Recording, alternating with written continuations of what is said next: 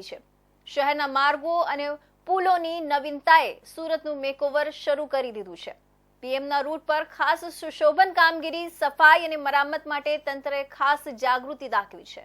સુરતમાં પીએમ મોદીના કાર્યક્રમ માટે ગૃહ રાજ્યમંત્રી હર્ષ સંઘવી અને વન રાજ્યમંત્રી મુકેશ પટેલની અધ્યક્ષ સ્થાને સમીક્ષા બેઠક યોજાઈ હતી। લિંબાયત નીલગિરી મેદાન ખાતે પીએમ મોદીના હસ્તે સુરત શહેર અને જિલ્લાના 2 લાખથી વધુ લાભાર્થીઓને પ્રધાનમંત્રી ગરીબ કલ્યાણ અન્ન યોજના હેઠળ વિનામૂલ્યે અનાજ વિતરણ થશે। આ માટે bus route, control room, parking અને અન્ય તમામ સુવિધાઓની સમીક્ષા કરાઈ। પીએમ માટે ખાસ 50,000 ગરીબ, વિધવા, દિવ્યાંગ અને વૃદ્ધ લાભાર્થીઓને અનાજ આપવાનું આયોજન છે। પીએમ મોદીના રૂટ પરના માર્ગો માટે વિશેષ મરામત અને સુંદરતાના કામ થઈ રહ્યા છે।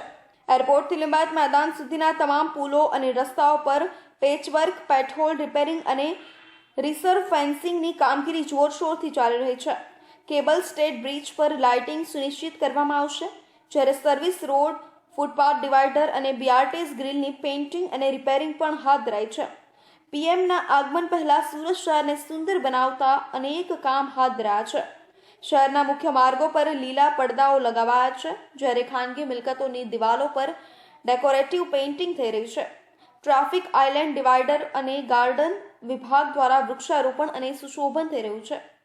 પીએમના રૂટ પર સ્ટ્રીટ લાઇટ પરના ગેરકાયદેસર બેનર, સ્ટીકર દૂર કરાયા છે, તેમજ લટકતા વાયરો અને સીએનડી વેસ્ટ અને ડેબ્રીઝ હટાવાયા છે। પીએમ મોદીના આગમન માટે થયેલી આ તૈયારીઓ માત્ર પીએમના પ્રવાસ માટે જ નહીં, પણ સમગ્ર સુરત શહેર માટે નવી ઉર્જા લાવશે।